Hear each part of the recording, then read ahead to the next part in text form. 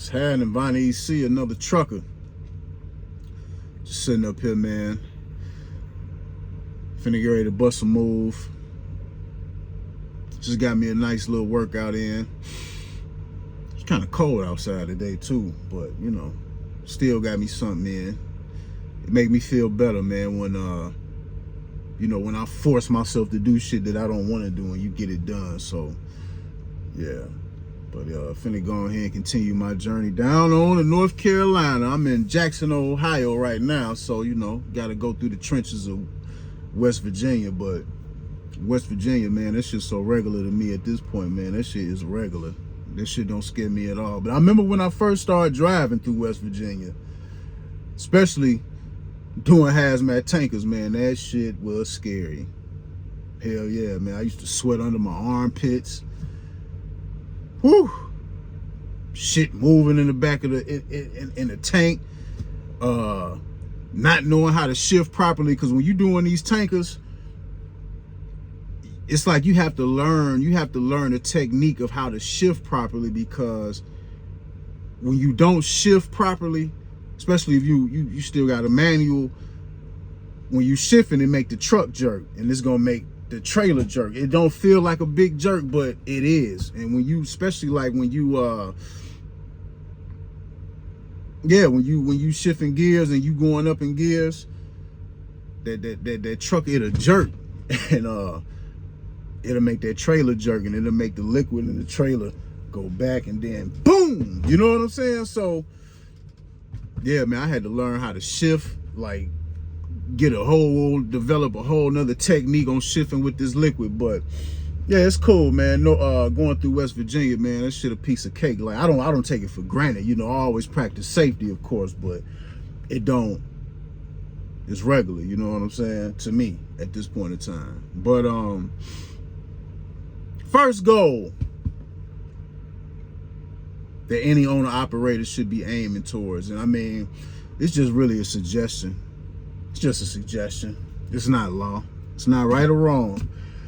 But this is just me making this suggestion just based on experience and what I've grown to understand about being responsible for your own equipment out here. But you know, first thing out the gate, man, no matter how much money that you come into the game with, your first goal should be trying to stack up as much money as you possibly can. As much money as you possibly can. And we need to put a number to that. We need to put a number.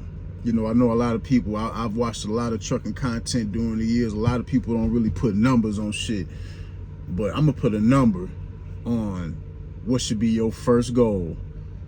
Your first overall goal being an owner-operator. And I think the first goal that any owner-operator need to be trying to hit when they first come in is aiming for 100K. Yeah, I think your first goal should be trying to stack up 100K.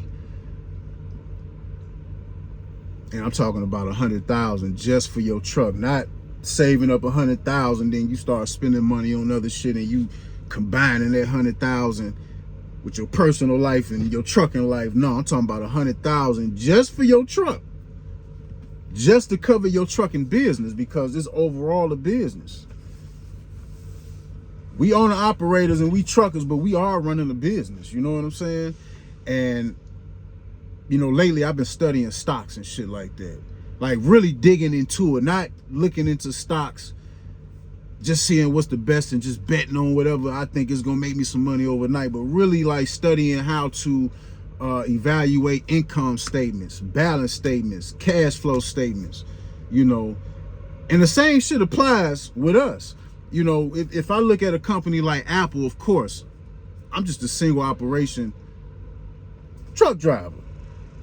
But the fundamentals are the same.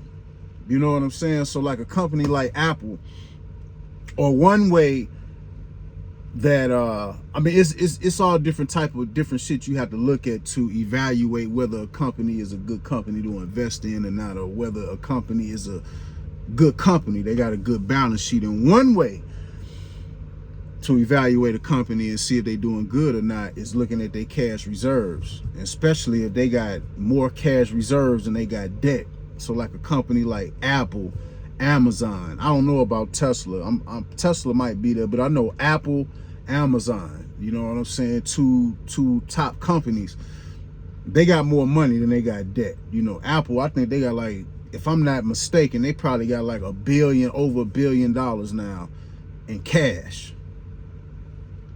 Just in cash, and they got more cash than they got debt. That's a good ratio. You know what I'm saying? They doing good business over there. Now, we're not on the level of Apple, but I think we can still, those fundamentals still apply in this trucking. You know what I'm saying? So I think the sacrifice of stacking up as much money as you can. Damn, what the fuck is this? Oh, it's snowing? Oh shit, it's snowing.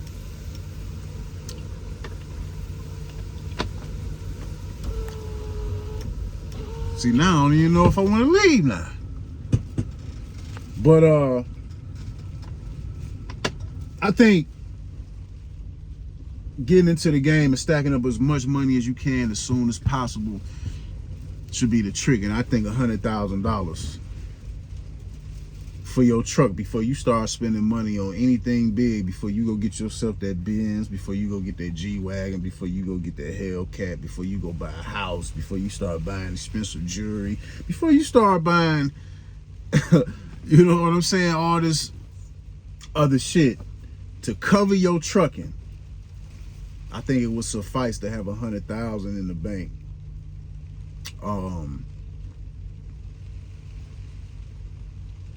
Cause it's rough out here, man. You running a business and you got everything against you and everything costs. You know, like I always say, man, you can't quantify when these breakdowns gonna happen. There's so many other factors, you know, breakdowns. You don't know how much this shit gonna cost. Towing,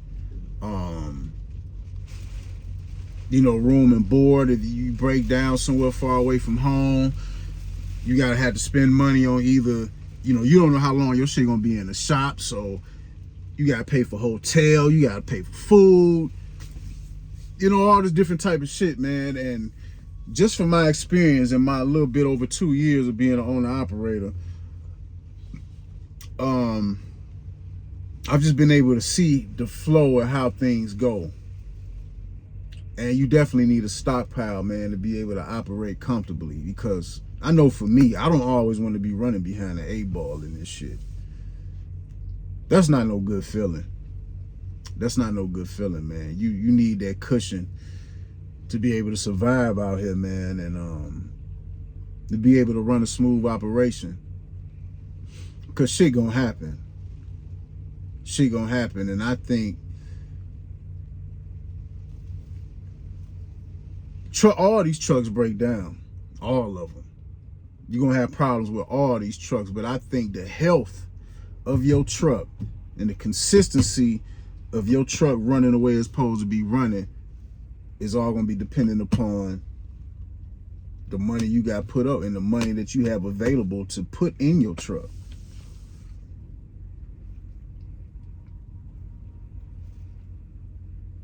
Yeah. You know, I was watching the Willie D podcast.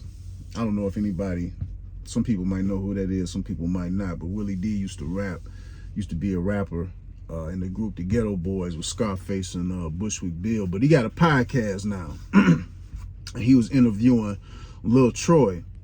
And for people who don't know who Lil Troy is, you know, he from Houston, Texas, and he made that classic song over 20 years ago, that Wanna Be a Baller. And Lil Troy's in the trucking industry. And Willie D was asking him, you know, give me some numbers on what does it take to run a truck. And Lil Troy was basically talking about or referring to, you know, cause I guess he had a truck and he was talking, he had some other trucks, or I think he had another truck. And he was just like, man, before you even think about putting a driver in a truck, shit, you need to have at least 100,000 stacked up. And when he said that, I knew he knew what he was talking about trucking, because before I even heard him say that, The $100,000, that's always been a magic number in my head as a great benchmark to reach. And I ain't gonna lie to you, man. You know, we being transparent, but last year, man, I almost hit that benchmark. I was very close to it. And just unfortunately, man, shit started happening with my truck, like back to back. Took me away from my benchmark. But I'm not tripping on it because I seen how close I was to hitting that benchmark, and I know I can get it again and beyond. So I'm not really tripping about it, but I know it's possible. You know what I'm saying? Getting to 100K is very possible, having your own truck. It's possible. It's more close and possible than trying to get $1 million being in a truck. You know what I'm saying? 100,000 is very doable, for sure. But you know, it's gonna be some obstacles to get in the way of that. You know, it's gonna be a challenge, but it's doable. It's nothing that has to necessarily take forever to get to. And who knows? I'm pretty sure somebody probably watching this is probably there and beyond.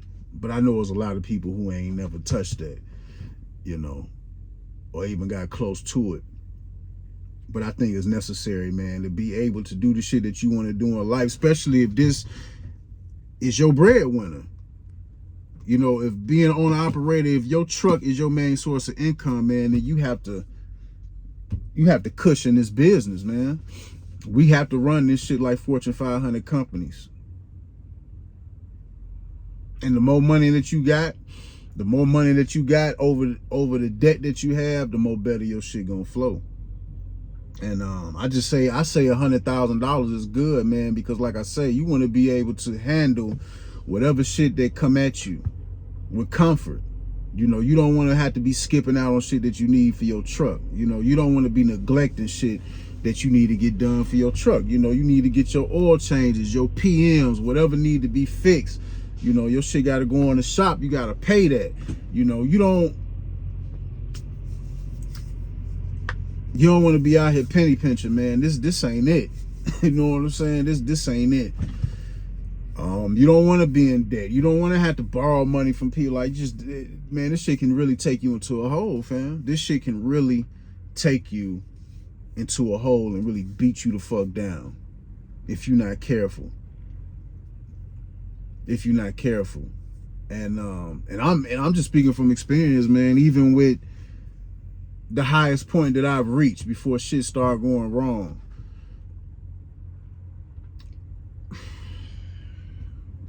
man, this shit'll kick your ass, man. Man, that's crazy, man. 2023 was a great fucking year for me. Great. I thought I was balling. hey, you know what I'm saying? You seeing that good money, man? I damn near was starting to feel like a legal kingpin in this shit. But 2024 came, I learned real quick. I got a dose of reality real quick on how detrimental being prepared is. And you know, you're gonna have to practice that delayed gratification for a little while, man. You know, you ain't gonna be able to come in unless you coming in and you already got $100,000, you already got some serious paper then, whatever. But most of us that's coming in, and when we start off as owner operators, we don't have a whole bunch of money. And you know what I'm saying? Hopefully your truck run to where you can stack up some money, but you got to keep going, man. I think we all should be shooting for that $100,000 mark, man, just to set ourselves straight. So boom, you get that, that's gonna cover your truck. Then you can start, you know, doing whatever you want to do in your personal life. You know what I mean? But yeah, you don't want to have your personal life mixed in with what you're supposed to be having with your truck and shit, man. And some people say, well, all you need is X amount of dollars in the bank for your truck. All you need is 10,000. All you need is 15,000. All you need is this. But man, I've just seen through experience, man, a lot of these breakdowns will eat your shit up. It will eat your shit alive. One breakdown, if all you got is $10,000, man, one breakdown to take that from you. Yeah, one breakdown. Just replacing a one box. Replacing a one box cost me $17,000, fam. So if all you got is $10,000 or $15,000, what happens if you got to face something like that? Then what you gonna do? You know what I'm saying? So you got to really have some paper, man. And you know, like I said, we all ain't gonna start off coming into this with a lot of money. So, you know, we rolling the dice and we just gotta hope for the best. But whatever you start off with, my best advice, speaking from experience, man, we need to be trying to stack up as much as we can, because that's the only reason why I've been able to last this long. You know what I'm saying? Because I had a little cushion behind me, and once I got in, I kept building my cushion. You know, I spent a little bread on myself during my first year. I ain't gonna lie. But when I look back, I think like, maybe I could have just held off on some of the things that you know, I did for myself.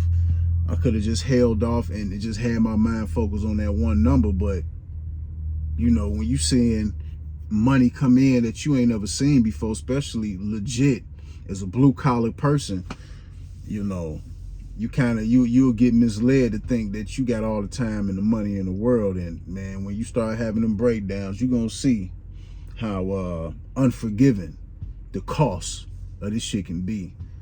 So you gotta practice that delayed gratification, man. And you know, I'm going through it with you. I'm out here with you. But like I say, man, the only reason why I'm lasting this long, because I had some simple, strong fundamentals coming into this game and practicing at least those fundamentals going through and being able to make it through a lot of the storms that I've been through within this past year, man. So shit serious, man. So yeah, I think that should be our first goal before we do anything fancy, anything. We need to be shooting for that $100,000, and we making the money. You know, we in a position to get there. We can get there. So we need to make that a challenge. We go ahead and make that a challenge on Another Trucker channel. You know, anybody that's coming into this, if you're an owner operator and you ain't got 100,000, that need to be our goal. We need to be shooting to 100 grand, 100K. That should be our first goal. You coming into this new, that should be your first goal. That's just a suggestion. You know, do what you want to do. But that's just a suggestion, man. Just to have your trucking business covered. Because, you can't forget about taxes. You know what I'm saying? You got to pay your taxes. And a lot of people who think that they're not going to pay no taxes, you're going to get caught up with eventually. They going to catch up with you. You know, I know somebody that's going through this shit right now. And it ain't pretty, man. So, you know, once we become owner operators, man, and we become responsible for being in control of our own equipment, man, we business owners, and we you know, can't just look at it. I'm just driving. I'm just gonna drive these trucks, get these loads off, and make this money. Like, it's business, and we have to look at it and treat it as that. You know, so got to get them reserves up, Playboy, because we gonna be out here. You know, we gonna be out here for years on end. You know, it's got to come a point in time to which we step over a threshold to where all our trucking shit is covered, man. Like, whatever we go through, truck breakdown, damn, it's just, you know, it's just a small inconvenience, but you got the money to handle that shit. And you know what I'm saying? You can deal with that. You have the finances to be able to deal with the situation comfortably, however you want to deal with it. You know what I'm saying? So, yeah, we need to be shooting towards that, man. Delayed gratification, man, that's something that we got to practice. So, I ain't gonna hold y'all for too long, man. But Vonnie EC, gone.